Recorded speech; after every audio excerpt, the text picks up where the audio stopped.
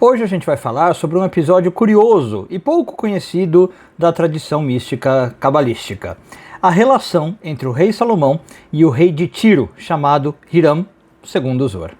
Eu sou Yair Alon e esse é o Zohar Diário.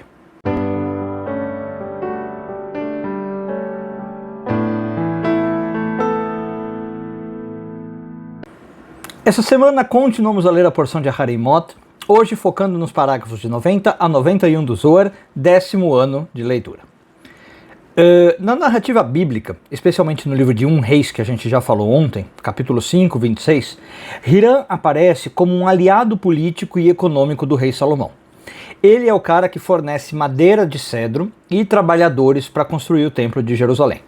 E o texto fala claramente que houve uma paz entre Hiram e Salomão e que eles tinham feito uma aliança.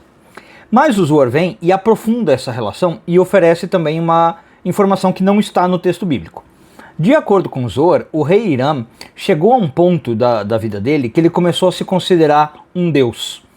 E isso não no sentido metafórico, tá? Literalmente, ele acreditava estar no mesmo nível das forças superiores que governam o universo. Na religião dele, ele achava que ele poderia ser mais um deus. E aí o Zohar explica que Hiram chegou a isso por quê? Porque ele se conectava com forças espirituais elevadas. Ele realmente era um homem elevado. Em termos cabalísticos, ele acessava Chokhmah, que é a sabedoria suprema. Mas o Zohar lembra para nós que ele fazia isso sem um canal adequado, que em hebraico a gente chama Hassadim, os vasos de Hassadim. São forças de benevolência, forças de misericórdia.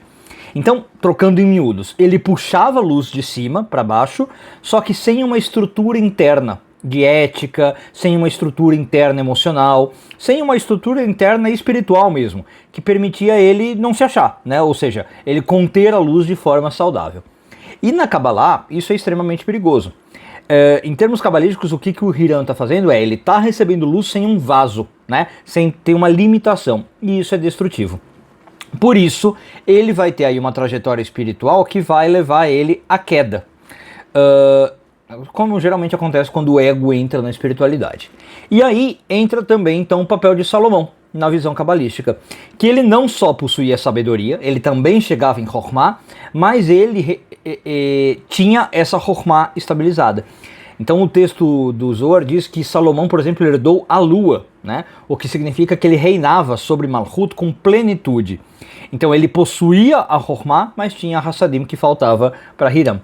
Isso tornava o Salomão capaz de governar não só os reinos materiais, mas também as realidades espirituais. Percebe então que são dois reis com muita sabedoria, só que uma estruturada e outro não. E aí o Zohar conta para nós que quando o Salomão percebeu o desvio do Hiram, o Salomão intervém espiritualmente. Como? De uma maneira muito curiosa. Ele envia um demônio para levar o Hiram pelas 7 camadas do Geinom, né, que é, entre aspas, o inferno, como se fossem 7 níveis de purificação espiritual, né? Levar o Hiram por essas 7 camadas é fazer com que o Hiram se confronte com as próprias ilusões, com as próprias arrogâncias, né? E aí o Zohar descreve, claro, obviamente é um processo doloroso, mas transformador também.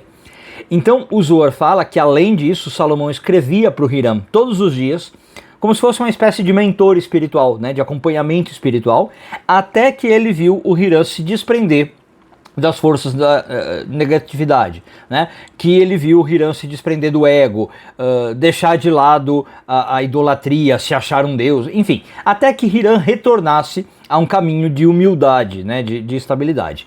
E no final, o Hiram reconhece a ação do Salomão e agradece a ele por ter libertado daquilo que aprisionava, por isso também a paz e a aliança, percebe? Então, quando o texto fala que eles fizeram uma aliança, não é porque eles estavam em guerra, ao contrário, eles fizeram uma aliança porque um ajudou o outro na correção espiritual, não é? Uma correção profunda, quase que uma techuvá, como a gente chama na Kabbalah, só que aqui induzida por outro ser humano.